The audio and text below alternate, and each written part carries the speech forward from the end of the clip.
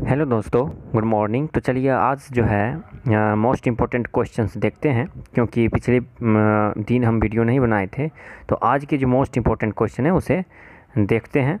तो चलिए, आज है 5 जून और 5 जून के अंदर और 4 जून जो छूटा हुआ क्लास था, इस दोनों में बनने वाले क्वेश्चन को देख लेते हैं। ठीक, तो चलिए आज का पहला क्वेश्चन देखते हैं। तो पहला क्वेश्चन है कि हाल ही में तेलंगाना राज्य का स्थापना दिवस मनाया गया। कब मनाया गया? हाल ही में 2 जून को ये दिवस मनाया गया। देखिए, तेलंगाना राज्य जो है इसका गठन 2 जून 2014 को हुआ था। तेलंगाना सरकार द्वारा 2 जून को तेलंगाना राज्य दिवस इसलिए स्थापना दिवस के रूप में मनाया जाता है। राज्य के गठन का प्रस्ताव जो है तत्काल प्रधानमंत्री मनमोहन सिंह के कार्यकाल में दोनों संसदों में वर्ष 2013 में लाया गया था। अंत में इसे 2 जून 2014 को तेलंगाना का अलग राज्य का दर्जा प्राप्त हो गया, जिसके बाद जो है के चंद्रशेखर राव वहाँ के पहले मुख्यमंत्री भी बने और अभी वही है, और ESL नरसिम्हन राज्य के पहले राज्यपाल बने। और देखिए, तेलंगाना मुख्य रूप से तेलुगु भाषा बोली जाने वाली जगह है। तेलंगाना बनने से जो है ना, आंध्र प्रदेश का मुख्य शहर हैदराबाद वो तेलंगाना में ही चला गया है। चलिए अब तेलंगाना की बात करते हैं, इसकी राजधानी की। तो इसकी राजधानी अभी जो बताया हम हैदराबाद, क्योंकि आंध्र प्रदेश की जो राजधानी थी वो अब तेलंगाना हो गई। आंध्र प्रदेश की में ही भारत का 25वां हाईकोर्ट इसलिए स्थापित किया गया है, क्योंकि अलग होने के बाद हाईकोर्ट तेलंगाना में आ गया है। और राज्य की आधिकारिक भाषा क्या है? तेलुगु है। और इसके मुख्यमंत्री की बात करें तो कौन है? के चंद्रशेखर राव है। ठीक, और देखिए तेलंगाना जो है, तेलंगाना गवर्नमेंट ने किसानों के लिए बहुत कुछ कार्य किए हैं, किसानों के लिए बहुत सी योजनाएं लाई है इसमें आगे, जैसे कि कृषि सिंचाई योजना, ये सभी योजना तेलंगाना गवर्नमेंट अभी हाल ही में लाया गया था। तो चलिए 2 जून को क्या मनाया गया है? तो तेलंगाना स्थापना दिवस। देखिए 30 मई को, ऐसे ही 30 मई को 1987 को जो है ना, गोवा को राज्य के दर्जा प्राप्त हुआ था। तो 30 मई को गोवा का स्थापना दिवस मनाया जाता है। और 29 मई को बात करें तो विश्व पाचन स्वास्थ्य दिवस मनाया जाता है, डाइजेस्टिव डे मनाया जाता है। चलिए नेक्स्ट क्वेश्चन देख लेते हैं। हाल ही में किस बैंक ने डिश टीवी इंडिया लिमिटेड में 24.19% हिस्सेदारी का अधिग्रहण किया है, मतलब कि उसको खरीदा है? तो देखिए, ये जो है हाल ही में यस बैंक लिमिटेड ने, जो कि दिवालिया घोषित किया गया था हाल ही में, यस बैंक लिमिटेड ने भारत में डायरेक्ट टू होम यानी कि DTH टेलीविज़न सेवा प्रदान करने वाली डिश टीवी इंडिया लिमिटेड में इतनी % की हिस्सेदारी खरीद ली है, जो कि डिश टीवी और कुछ अन्य कंपनियों द्वारा कर्ज के एवज के रूप में गिरवी रखे गए 44.53 करोड़ के शेयरों का अधिग्रहण किया है। और पिछले 1 साल में यह 5वां मौका है जब यह यस बैंक ने एक गैर बैंकिंग व्यवसाय के दौरान किसी कंपनी में प्रमुख हिस्सेदारी खरीदी है, और इन शेयरों का अधिग्रहण कर्ज के भुगतान में चूक के कारण किया गया है। चलिए यस बैंक की बात आई है तो बात करते हैं यस बैंक। इसका मुख्यालय कहाँ है? हेडक्वार्टर मुंबई महाराष्ट्र में है। और देखिए, मुंबई में ही भारत का पहला तैरता हुआ बास्केटबॉल कोर्ट बनाया गया है। अच्छा, भारत का सबसे ऊंचा साइकिल ट्रैक कहाँ है? तो हिमाचल प्रदेश के कहाँ है? मनीला में है, ठीक ना। और वो 9000 फीट की ऊंचाई की है। चलिए यस बैंक के MD CEO की बात करते हैं तो अभी कौन है? प्रशांत कुमार है, प्रशांत कुमार। और यस बैंक की एक टैगलाइन है, टैगलाइन क्या है? Experience our expertise. चलिए नेक्स्ट क्वेश्चन देखते हैं। हाल ही में फिनलैंड में भारत के नए उच्चायुक्त किसे नियुक्त किया गया? फिनलैंड में, तो हाल ही में फिनलैंड में नियुक्त किया गया है किन्हें? तो रवीश कुमार को। ये जो रवीश कुमार है, केंद्र सरकार की ओर से हाल ही में घोषित राज्य न्यायिक और विदेश मंत्रालय के पूर्व प्रवक्ता रवीश कुमार को फिनलैंड में भारत का अगला राजदूत नियुक्त किया गया है।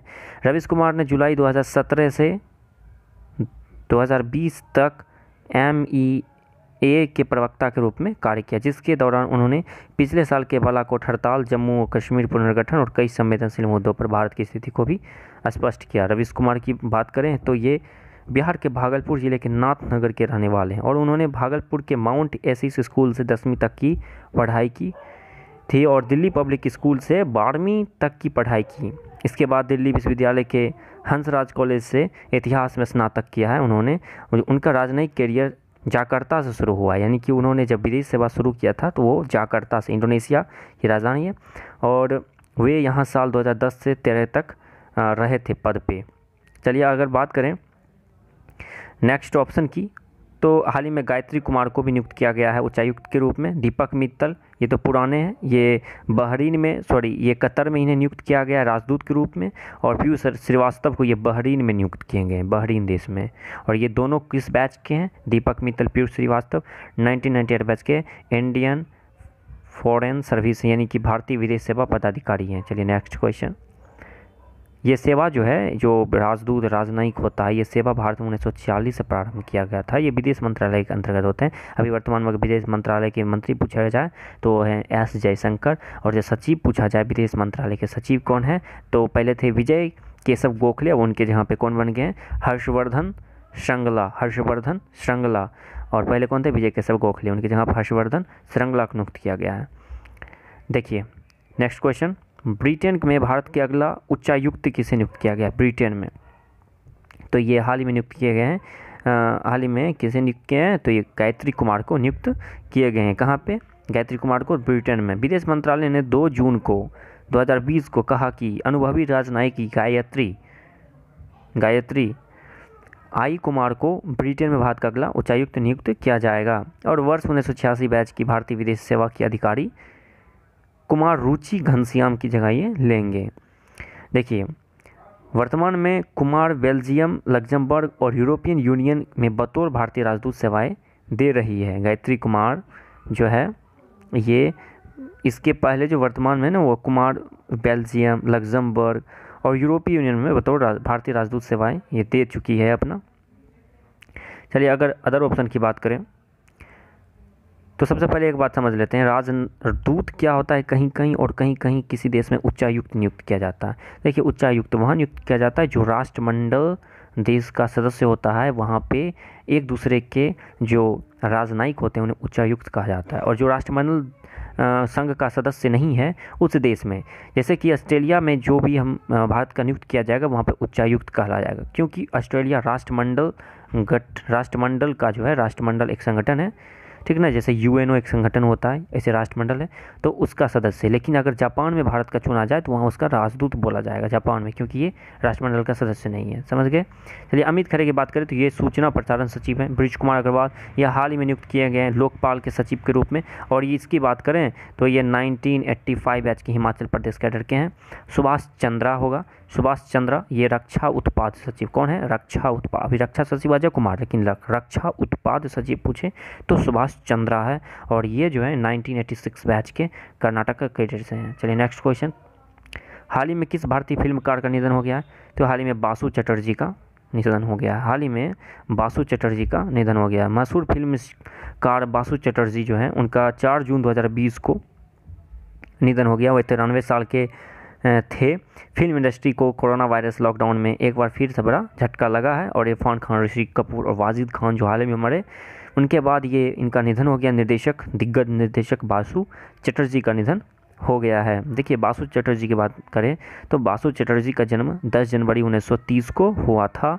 और बासु चटर्जी को उनकी अलग पहचान बनाने वाली फिल्मों के लिए जाना जाता है। उन्होंने चमेली की शादी, खट्टा मीठा, रजनीगंधा जैसी फिल्मों में अपना जादू बिखेरा था। उनकी फिल्में मध्य वर्ग परिवार पर आधारित होती थी। बासु चटर्जी का निधन जो मनोरंजन जगत के लिए बहुत ही क्षति पहुंचाने लायक है। चलिए नेक्स्ट क्वेश्चन देख लेते हैं। हाल ही में किस युवा महिला क्रिकेट खिलाड़ी को अर्जुन अवार्ड से सम्मानित किया गया है? तो हाल ही में दीप्ति शर्मा के साथ साथ ईशांत शर्मा जो कि भारतीय क्रिकेट तेज गेंदबाज हैं, ईशांत शर्मा, और साथ ही साथ शिखर धवन, भारतीय बल्लेबाज शिखर धवन, ओपनर बल्लेबाज शिखर धवन, इस तीनों को नियुक्त किया गया। लेकिन यहाँ पे महिला क्रिकेट के प्लेयर के रूप में बात कर रहे हैं तो दीप्ति शर्मा को। अगर इसके वनडे स्कोर को देखा जाए तो विराट कोहली से भी ये आगे है, इतना तेज़ है ये खेलते हैं। तो दीप्ति शर्मा को हाल में अर्जुन अवार्ड के लिए नामित किया गया। जबकि राजीव गांधी खेल रत्न पुरस्कार 2020 के लिए नामित किया गया है बीसीसीआई की तरफ से रोहित शर्मा, जो कि भारत के उप कप्तान है। और ये अकेला इकलौते हैं जो कि किसी वर्ल्ड कप में 5 शतक मारे हैं। चलिए नेक्स्ट क्वेश्चन।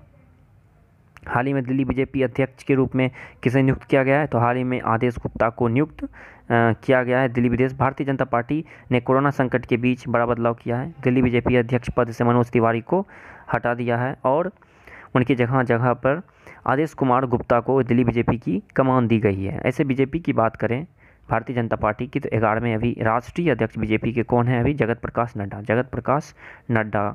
इससे पहले कौन थे? तो इससे पहले हमारे जो गृह मंत्री हैं, होम मिनिस्टर जो हैं, कौन है? अमित शाह, वो थे। और वो जब गृह मंत्री बने तो जगत प्रकाश नड्डा को 11वें बीजेपी अध्यक्ष के रूप में नियुक्त किया गया। और अभी दिल्ली में किसे नियुक्त किया गया है? तो आदेश गुप्ता को। चलिए नेक्स्ट क्वेश्चन। हाल ही में किस चक्रवाती तूफान के कारण वजह से महाराष्ट्र और गुजरात में अलर्ट जारी किया गया? देखिए हाल ही में अम्फान तो आया था, याद होगा अम्फान, उड़ीसा और बंगाल को बर्बाद कर दिया ये। लेकिन देखिए ये एक निसर्ग है, यह हाल ही में आई एक तूफान है और जो कि महाराष्ट्र गुजरात से टकराने वाली है। तो निसर्ग तूफान के बारे में यहाँ बात कर रहे हैं। देखिए तूफानों की जो हम नामांकन की बात किए थे एक बार, तो जैसे कि अम्फान तूफान का जो नामांकन किया था वो थाईलैंड किया था, क्योंकि ये पूछने लायक क्वेश्चन है, बहुत इंपॉर्टेंट क्वेश्चन है कि किसी भी चक्रवात का, किसी भी साइक्लोन का, सुपर साइक्लोन का नाम कोई देश रखता है, क्यों रखता है?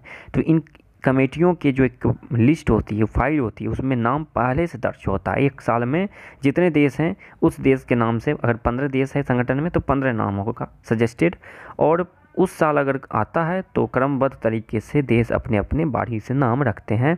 तो इस बार पिछले साल जो है एक लिस्ट जो बना था उसमें अम्फान की नाम निचले पर था, इसीलिए इस साल जो आया तो थाईलैंड की बारी थी, तो थाईलैंड ने अम्फान नाम को सजेस्ट किया, इसका नाम अम्फान पड़ा। ठीक इसी प्रकार से जो है ना निसर्ग को भी नाम रखा गया है। तो इसके बारे में अगले वीडियो में बात करेंगे। अभी जान लीजिए कि अभी जो हाल ही में आया निसर्ग, जो कि महाराष्ट्र और गुजरात को इसके लिए अलर्ट किया गया, क्योंकि ये दोनों तटीय क्षेत्र हैं। भारत का पूछे सबसे लंबा तट किस राज्य का है, तो सबसे लंबा तट गुजरात का है। गुजरात में ही ना लोथल है। और हाँ, देश का पहला समुद्री संग्रहालय, जैसे संग्रहालय म्यूजियम होता है ना, तो सी म्यूजियम समुद्री संग्रहालय को पुर्तगाली की सहायता से भारत ने बनाया। कहाँ पे? लोथल में ही। कहाँ पे? लोथल में। एक गुजरात में जो है ना, एक गुजरात में भावनगर है। भारत का पहला सीएनजी टर्मिनल यहीं स्थापित किया गया, भावनगर में सीएनजी टर्मिनल।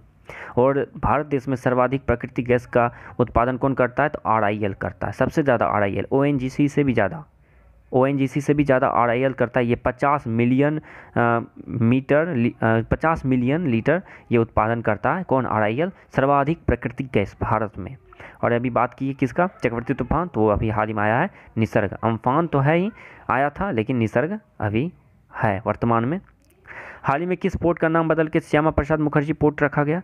तो देखिए जो श्यामा प्रसाद मुखर्जी का बारे में बात कर रहे हैं, तो देखिए इसका केंद्र सरकार 3 जून 2020 को तो कोलकाता पोर्ट ट्रस्ट का नाम बदल के श्यामा प्रसाद मुखर्जी न्यास करने को मंजूरी दी है। और प्रधानमंत्री नरेंद्र मोदी की अध्यक्षता में हुई मंत्रिमंडल की बैठक में इस प्रस्ताव को मंजूरी तो दी देगी। 25 फरवरी को, याद रखिएगा, 25 फरवरी 2020 को हुई एक बैठक में कोलकाता पोर्ट ट्रस्ट के बोर्ड ऑफ ट्रस्टीज़ ने कोलकाता पोर्ट का नाम श्यामा प्रसाद मुखर्जी पोर्ट रखने का प्रस्ताव दिया था, जो कि हाल ही में 3 जून को ये किया गया। देखिए प्रधानमंत्री मोदी ने कोलकाता बंदरगाह की 150वीं जयंती के उद्घाटन समारोह में के अवसर पर 12 जनवरी 2020 को कोलकाता बंदरगाह का नाम बदलकर जनसंघ के जो संस्थापक थे, कौन? जनसंघ के संस्था, पूछा जाएगा क्वेश्चन कि जनसंघ के संस्थापक कौन है? तो श्यामा प्रसाद मुखर्जी, और उन्हीं के नाम पर ये रखने की घोषणा की गई। और इसलिए देखिए इसका क्या है ठाउट, तो प्रधानमंत्री मोदी का कहना है कि मुखर्जी बंगाल के थे और औद्योगिकरण के अग्रदूत में भी से एक थे वो। तो ऐसे में बंदरगाह का नाम मुखर्जी के नाम पर रखना एक जरूरी अहम कदम होगा। चलिए डॉक्टर श्यामा प्रसाद मुखर्जी के बारे में जानते हैं। डॉक्टर श्यामा प्रसाद मुखर्जी ने ही भारतीय जनसंघ की स्थापना की थी, बताया ही जैसे। और डॉक्टर श्यामा प्रसाद मुखर्जी का जन्म 6 जुलाई को हुआ था, 1901 में हुआ था। कब हुआ था? 1901 में। याद रखिएगा 1901 में ही नोबेल पुरस्कार देना स्टार्ट हुआ। नोबेल पुरस्कार साहित्य के क्षेत्र में, साहित्य के क्षेत्र में क्या? साहित्य के क्षेत्र में, साइंस के क्षेत्र में और अर्थशास्त्र के क्षेत्र में, इस प्रकार से 6 क्षेत्र में ये नोबेल पुरस्कार दिया जाता है। उसकी शुरुआत 1901 में ही हुई थी, अल्फ्रेड बर्नार्ड नोबेल के नाम पर किया गया था।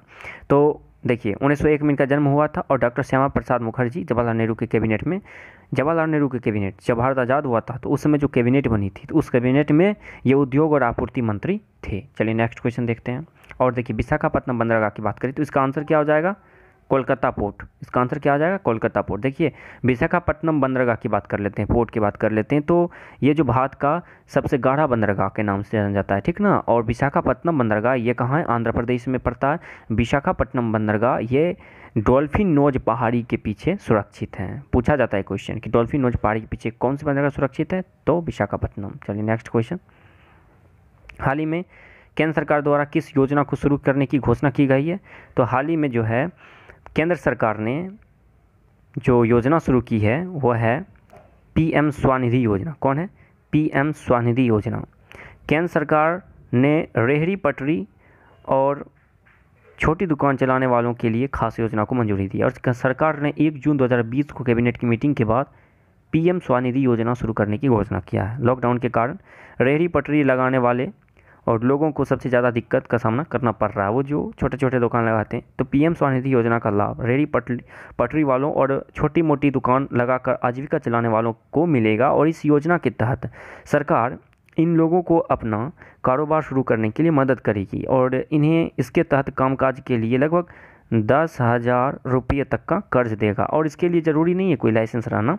तो जैसे इस योजना का मुख्य उद्देश्य समझिए तो पीएम स्वनिधि योजना का मकसद रेहड़ी पटरी और छोटी दुकान चलाने वालों को सस्ता कर्ज देना है और यह कारोबार को शुरू करने में मदद करेगा। यह लोन बेहद आसान शर्तों के साथ दिया जाएगा जिसमें कोई गारंटी की कोई ज़रूरत नहीं है और इस योजना से शहरी इलाकों के ऐसे 50 लाख से अधिक कारोबारियों को लाभ पहुँचने का ये लक्ष्य रखा गया है। तो देखिए इस योजना के बाद देखिए अदर योजना की बात करें तो रोजगार सेतु योजना, रोजगार सेतु योजना ये मध्य प्रदेश सरकार के द्वारा चलाया गया है। राजीव गांधी किसान न्याय योजना, तो इसमें 5750 करोड़ रुपया 4 किस्तों में दिया जाएगा और ये छत्तीसगढ़ भूपेश बघेल जो मुख्यमंत्री हैं उनके द्वारा चलाया गया योजना है छत्तीसगढ़ गवर्नमेंट के द्वारा। और मुख्यमंत्री स्वरोजगार योजना ये उत्तराखंड के द्वारा हाल ही में चलाया गया था मुख्यमंत्री के नाम से, मुख्यमंत्री स्वरोजगार योजना। और देखिए इस योजना में जो है वही जो बताए कि अभी हाल ही में जो लोग जाते हैं फिर वापस आते हैं अपने, तो इसके लिए उत्तराखंड गवर्नमेंट ने यह योजना को चालू किया जिससे कि लौटकर आने वाले प्रवासियों के लिए मुख्यमंत्री स्वरोजगार योजना एक कारगर साबित हो सके और इस योजना का मुख्य उद्देश्य रखा गया युवाओं को स्वरोजगार के अवसर प्रदान करने के लिए। ठीक, चलिए आज इतना ही, अब मिलते हैं नेक्स्ट वीडियो में। वीडियो देखने के लिए थैंक यू और वीडियो को लाइक करें, प्लीज़ लाइक करें और शेयर करें, सपोर्ट करें। Thank you.